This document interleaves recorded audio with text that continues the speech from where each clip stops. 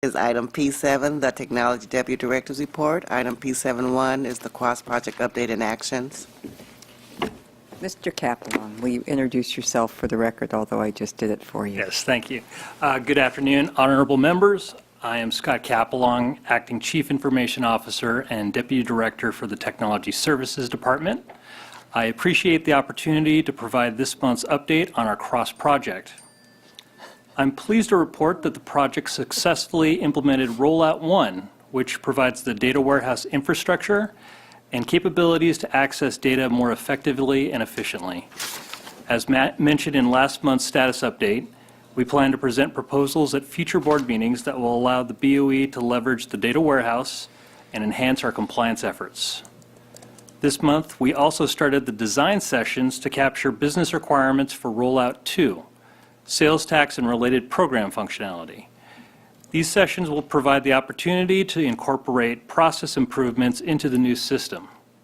Subject matter experts and representatives from across the agency are engaged with our vendor, Fast Enterprises, to look at ways we can improve the BOE and our delivery of services. These sessions will continue over the next 6 months, and we will provide updates on our progress. So through the month of February 2017, the project budget status is as follows. For the current month of February 2017, we expended 77% of our budget. For the fiscal year 16-17, we've expended 38% of our budget. And for the project to date, we've expended 77% of our budget. So as mentioned in the prior report, we're significantly under budget because of the 2 contracts that were just approved in the last item, as well as some vacancies that haven't been filled at this point. So that concludes this month's report. I am prepared to respond to any questions that you may have. Thank you. Members? Question, Madam Chair. Yes, Member Horton. The benefit of the vacancies not being filled, of course, the benefit goes away once the vacancies are filled. But once those positions are filled, how will that affect the budget? Then we would be made whole. You're on budget now. We're under budget right now. Under budget. Yes. So once those positions are filled, then we would be on budget. Okay. And how is it that the contractor will get paid again?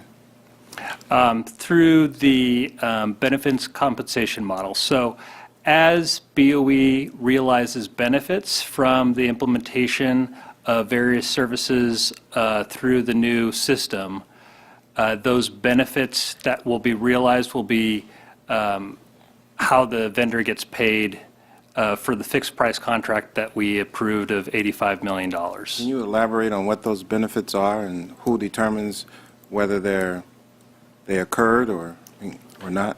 Once we raise money quicker. Correct. So we haven't had any benefits realized so far.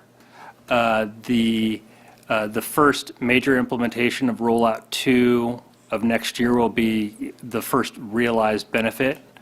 But in the interim of Rollout 2, there potentially are proposals that will be taken before the board to look at ways that we might have other revenue opportunities.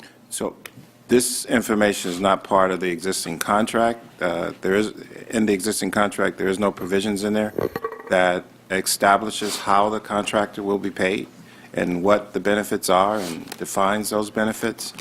I think I heard that one benefit is the acceleration of the collection of the funds. Is that correct? Right.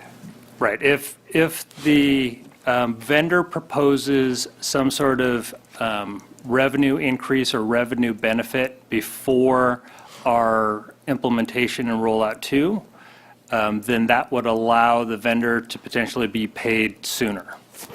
And that hasn't been determined yet. Correct. And that will be presented to the board. The board Yes. will determine whether or not they agree that that's a benefit to the agency, Well, or will the legislature make that? Who makes that determination? BOE would make the determination. BOE if- being the board or BOE being the administration? Both. So there'd be one, a determination of vetting by BOE administration to determine if this proposal is something that we would want to take before the board. And if it was, then we would present that for the board for going forward with that proposal. Is there a situation where the administration would determine that they don't want to present it to the board, but yet still they have the authority to sign off on that this is a benefit? No, if BOE determines that this isn't something that we would want to take before the board, that wouldn't be something that they would be able to realize that benefit. Okay. Any more questions? No? Okay, I do believe that staff is looking through ranges of options and trying to determine which ones they want to recommend for us. Correct. That's kind of the process, as I understand most staff operate under. So Right. I really do appreciate that, to vet them and see what the range is, see who's impacted, et cetera. So I think I appreciate your work, and thank you so much. Great. Thank you. Ms. Harkey? Yes. I actually want to go back to the prior item, if you don't mind. Oh, sure.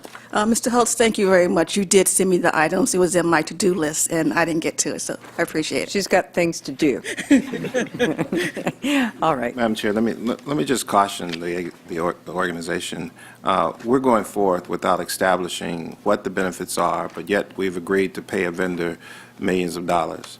And I'm just want to make sure that legal takes a look at this, make sure that we don't have any liability, or there are no previous agreements that I may not be aware of, or I may have been told about but not necessarily aware of, that establishes some sort of agreement as to what those benefits are, considering this process that we're going through, and whether or not, if we determine, the board determines there is no benefit, there's no evidence that there's a benefit, and what then would be the position of the contractor? If I may, thank you, Honorable Madam Chair, and honorable members. We would like the opportunity to bring back to you, maybe reintroduce to you, the details of the compensation model. The compensation model is complex. Thus, it was difficult to even, kind of negotiate the deal to get the vendors on board because of the complexity. Well, what we'd like to start with first and foremost is to make sure that you understand that it is a fixed price contract. So there is a cap on that, and that was designed to protect the state of California. The compensation model was indeed, we worked with the Department of Finance, but was really created by the Department of Finance to make sure that we would not be in a position like many of the other state projects that were problematic. In that, the compensation model has about 31 rules that governs how we actually do things. And I think for the sake of time this afternoon, what we'd like the opportunity to come back and really walk through the detail of the compensation rules themselves, the conditions and the criteria, along with the checks and balances and the controls that are in place to ensure that the vendor has a fair opportunity if they deliver a benefit, and the benefit is an increase above what we currently have, based upon what the current system does, that we first take our share of that, and then the benefit that exceeds that with a number of criteria, then the vendor's going to get a margin that's above that. We have some controls in place that allow us to pay over time based upon the vendor having to reach certain metrics, if you will. What we'd like to do is come back and walk you through that detail. To kind of, we can simplify it as very complex, but for the sake of time, I think it would be prudent for the board to really get an opportunity to review that again now that we're getting close to it. But again, there are a number of measures that are in place to protect the state of California, but again, it's a benefits base, so they have to prove the benefits. There is a timeline and an implementation schedule that says there's 4 rollouts over the 4-year time frame, and for the first rollout, there really isn't a payment at that point because they've not generated full benefit.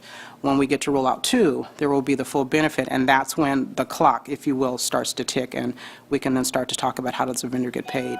There will be policy changes that will come along with that. We absolutely, as Mr. Capelong indicated, will be bringing all that back to the board.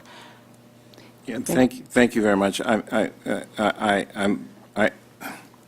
understand the compensation model. Right. And the complexity of it. Right. As you know, I didn't agree with it and from the onset, yes. and continue not to agree with it.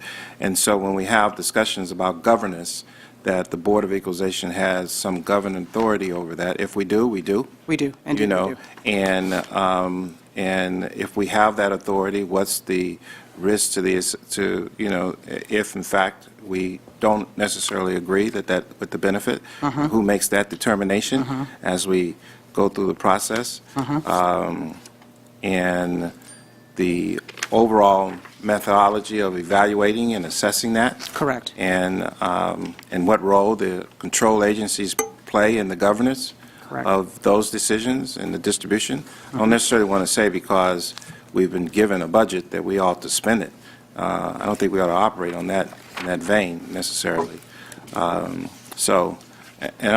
I agree with your recommendation to bring this back and have the discussion. Absolutely. And want to provide you with my overall concerns, because at some point, the agency is going to start writing checks to the vendor, rightfully so, because I think the CROS project will be a fabulous tool for the agency.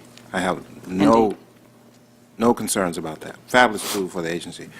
It's efficiencies that it's going to create that's going to somehow equate into revenue for the state of California that I have some inherent concerns about, because currently, the agency operates on somewhere around a $700 million budget, and the agency itself generates a little over $1 billion.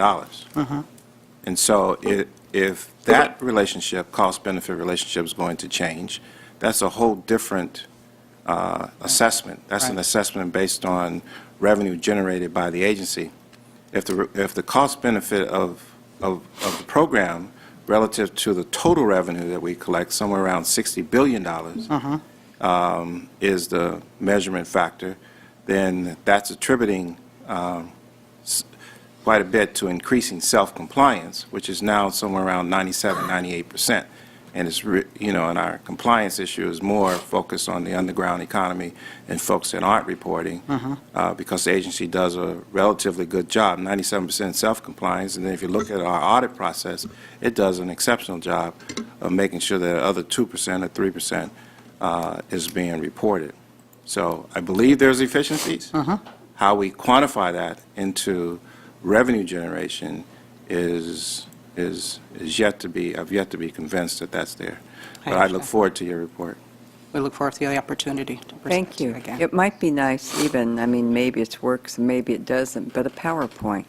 I love PowerPoints. Would be I my do pleasure too. They're visual. You can Pictures. see, touch, and feel it. You can see this comes in, then this does this.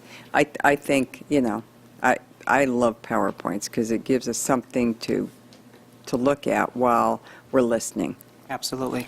And there are some complexities, and we do have diagrams that can support that. If I may, just in closing, I think the two issues that you raised is, one, the efficiencies are absolutely going to give us benefits. We'll make sure the staff are trained, et cetera. But I think the other piece of it is, as it relates to the software is going to be new software, and it's better. We need to get rid of the old system. But I think that the secret sauce, if you will, and a part of this project is the data. And so without getting into the complexities, I think the issue is that the more data that one has and that we make available to the staff and a different configuration of that data in terms of how we present it to them, it allows them to have better intelligence, and that's the basis on which we'll be making better decisions. And it's that information that says the auditors that are collecting information now, to the extent that we can give them better, more robust, enhanced information, I think they'll be in a better position to target those conditions that maybe there's some liabilities out there that maybe we couldn't see before. So that's just a high level. We absolutely would like the opportunity to come back and drill down on that detail for you, but there are some opportunities, though, but we owe it to the organization to make sure that we're presenting that to you with clarity. Thank you. Thank you. Go in peace. Thank you. Okay. Miss Richmond.